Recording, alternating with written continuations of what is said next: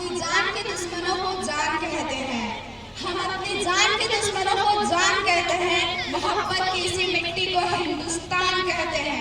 जो दुनिया को सुनाई दे उसे खामोशी कहते हैं, जो आंखों में दिखाई दे उसे तूफान कहते हैं। जो ये दीवार का सुराग है साहब, जो ये दीवार का सुराग है, चाइना अमेरिका पाकिस्तान साजिशों का हिस्सा है, मगर हम इसे अपने घर का रोशनदान कहते हैं, मगर हम इसे अपने घर का रोशनदान कहते हैं। आजादी का असली मतलब वही समझ सकता है जिसने कभी गुलामी की हो। हम सौभाग्यशाली हैं कि हम स्वतंत्र भारत में जन्म लिए। जब हम फिरंगियों के फेरे में फंस गए थे तो रंग बसंती चोला की एक आवाज पर टोलों के टोले उमड़ आते थे। लोग मर जाते थे, मिट जाते थे, फांसी चढ़ जाते थे, वे भी अपनी देशभक्ति साबित कर रहे होते थे।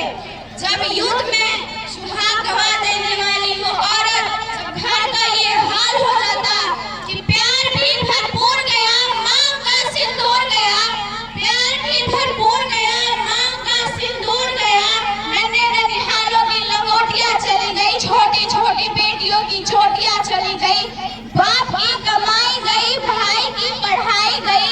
एक ऐसा विस्फोट हुआ पता ही नहीं चला, जिस्म की कई बोटियां चली गई, जिस्म की कई बोटियां चली गई। और आपके लिए तो एक आदमी मरा है साहब, पर हमारे घर की तो रोटियां चली गई, हमारे घर की तो रोटियां चली गई।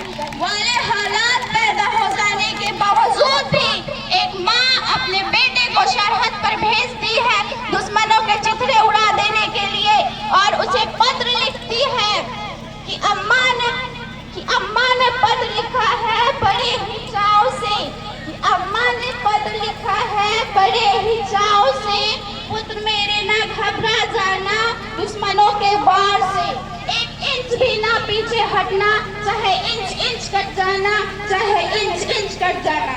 इस तरह पूरा परिवार अपनी देशभक्ति